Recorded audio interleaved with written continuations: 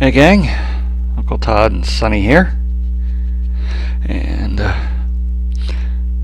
we are looking at the last of the Doctor Who specials this year. There's actually one more, but we'll get to that later. We open in 1925, where a assistant to a scientist is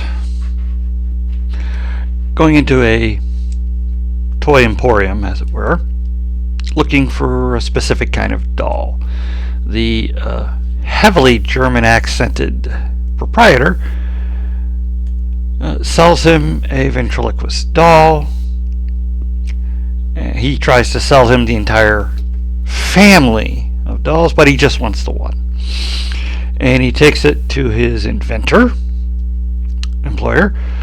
who rips the head off, and then they put it under these extremely hot lamps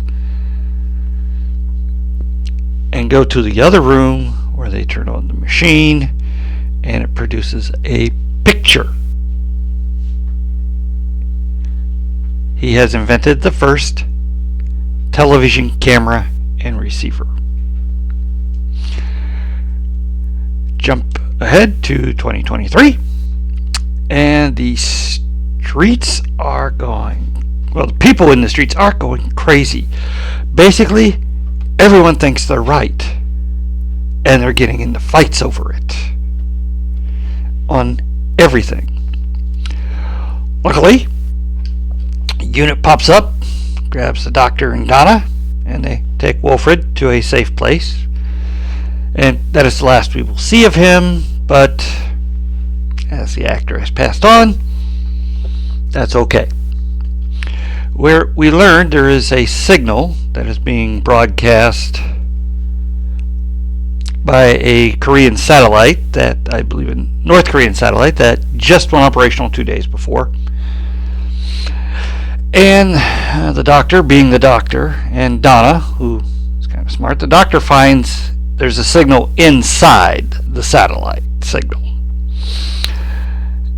And looking at the algorithm, unit's not affected because they're wearing these armbands that keep their brain on a calm level. The signal is activating parts of the brain that deal with aggression and paranoia. Anyway, the Doctor has found the signal. Donna figures out it's music notes, but it's not music notes. It's a laugh.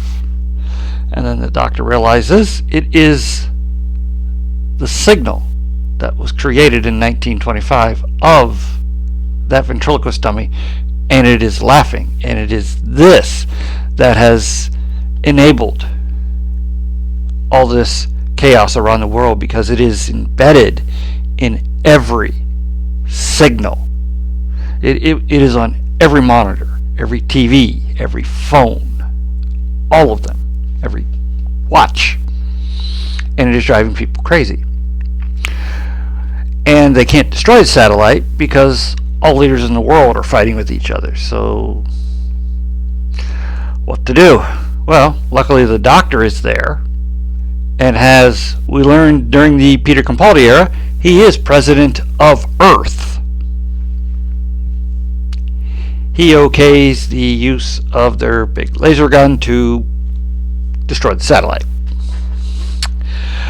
Then the Doctor and Donna zip off to 1925, where they find the toy emporium. And the Doctor and Donna go in, and while talking with the proprietor, the Doctor finally realizes who he is. And at this point, the proprietor is so happy.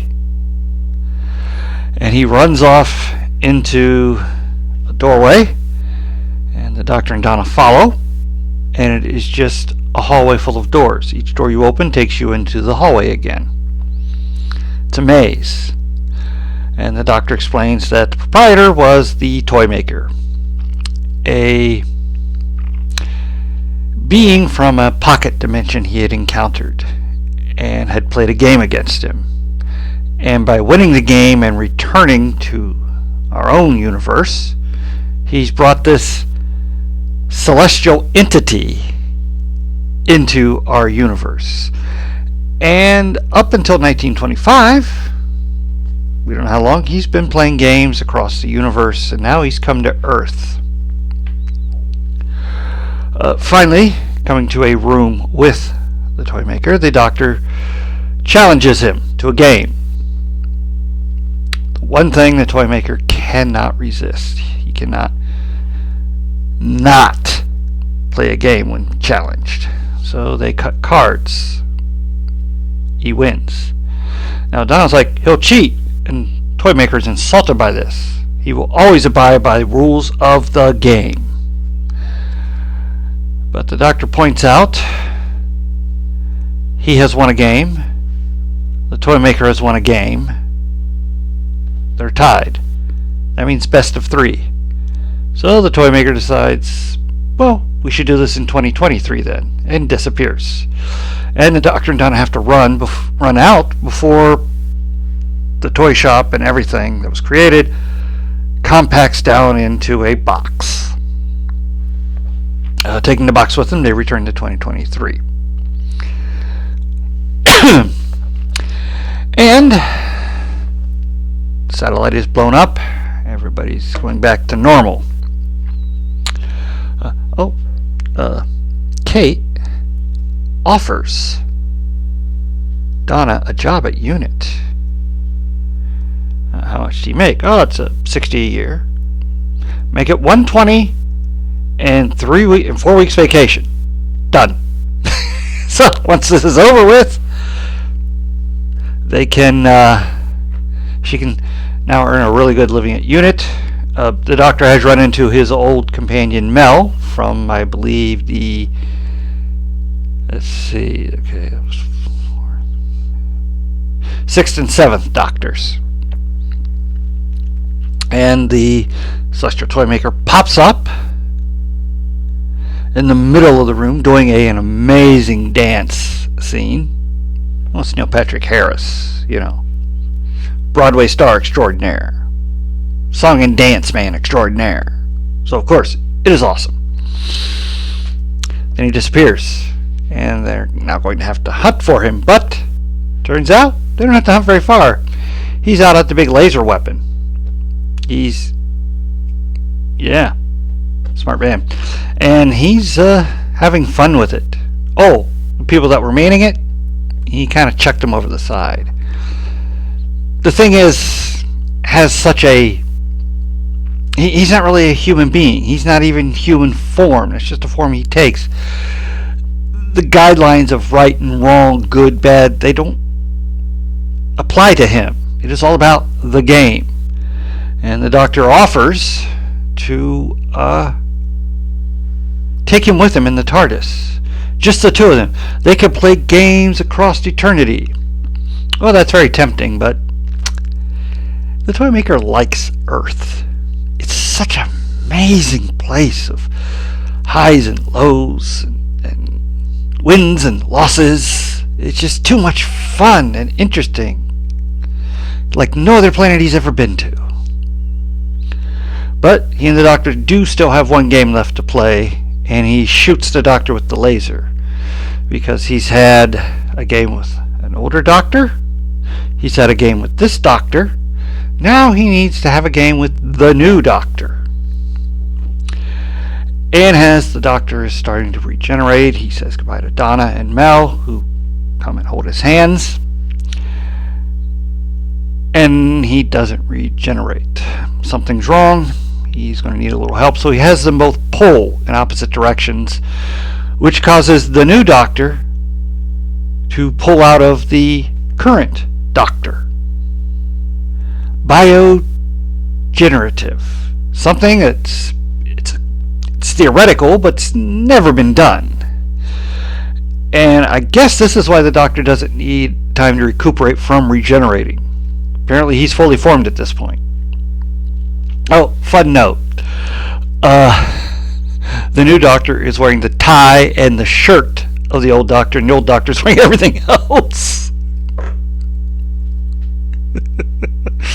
Anyway, they have both challenged the toy maker to a game of catch. First one to miss or drop the ball loses. And as it gets more heated and sped up, and they're throwing high and low and all this stuff, the toy maker eventually misses a catch. Incredibly. And as he's saying, no, wait. We have to go over the rules now. Wait. But nope. Doctor says I've won. And my prize is you to not exist in this universe. No, to have never existed in this universe. And he collapses in on himself and ends up in the box, which is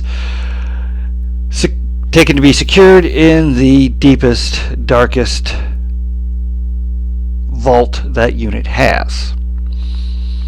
Well, now we have two doctors at the same time. So they and Donna go into the TARDIS and they're talking about this and that. How is this going to work? I don't know. And the new doctor tells the current doctor that he needs a break. He's running on fumes. He's been running constantly for centuries, millennia, and he needs to stop and rest. But the doctor can't give up the TARDIS. So the new doctor pulls out a mallet from under one of the things in the TARDIS. I mean, I'm talking Harley Quinn size mallet. And he takes it outside the TARDIS and explains they won. The doctor claimed his prize. He has not claimed his. And he smacks the TARDIS with a mallet, and a second TARDIS comes out. And after some goodbyes all around, the new doctor takes off in the new TARDIS.